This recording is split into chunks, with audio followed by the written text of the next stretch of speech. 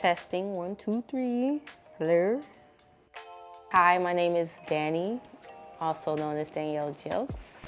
Is your artist name? Because I think you go by DNI, right? Yeah, I go by Danny. It's Danny. It's just spelled DNI. Got it. It's still Danny though. Okay. Some people say DNI, it don't bother me. So, I believe that I'm creating a space where people can feel welcomed and like they have the room to be who they are.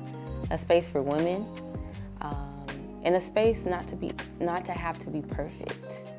That's the space I feel like I'm creating. Like, hey, this is my journey. Come along with me and be yourself.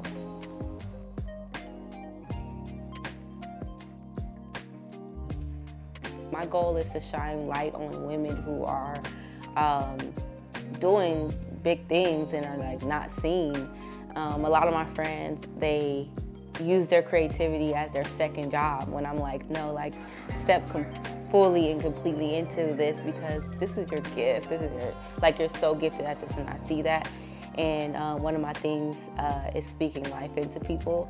So I love that, and I use my platform to do that and to give people a space to share what they're currently working on. And I feel like that's another way for women to like connect, because it's like if you're not putting yourself out there, then the people who need to connect with you are not able to find you. So I'm like, hey, I want you to be found. Come on my podcast. Tell me a little bit about what you do and what you've been through, because it needs to be shared. So with my pod, that is my goal. It is still unnamed, but I've been like filming episodes. I got about 4 episodes right now. The goal is to get to a certain number before I like launch it. But definitely love women empowerment and just empowering women to walk in their calling and who they're called to be. I have to take it back to how I grew up. I always felt like I wasn't seen as a child, and I felt like there was no space for who I was. I didn't fit into my auntie's standard of me, what she wanted me to do. I didn't fit into what my friends loved to do. I was just so different. I like to write. I like to express myself with my clothes, and people didn't understand that. I was laughed at a lot, but a lot of things I was laughed at about, like people started doing after. And it was just funny because like when you're kind of like a trendsetter, I guess, like you get a lot of backlash. But then later you see them, you turn around and they're doing what they were laughing at you about.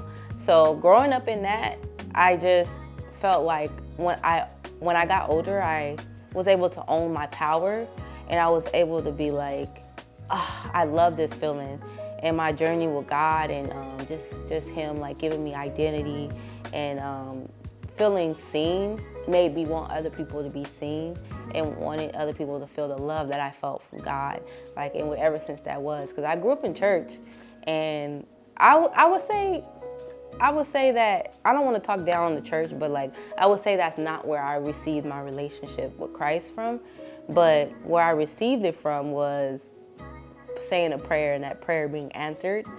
And then I'm like, oh man, like God, that was so specific. My prayer was so specific, and I knew He heard me, and I was like, all right, you're real. And then from there, I went on this journey of self-discovery, and I was like, man, if I can get out of my depression, if I can get out of chasing men, if I can get out of this desire, this loneliness, this need for a dad, then I know other women can. So like, it's like something that identifies with other women. So when I see them, I'm like, like, you got it, but you just need someone to tell you that you got it, because it's there. You're already dope. But let me provide this platform so that you can see that you're dope and other people can see that you're dope. So that's kind of where that came from.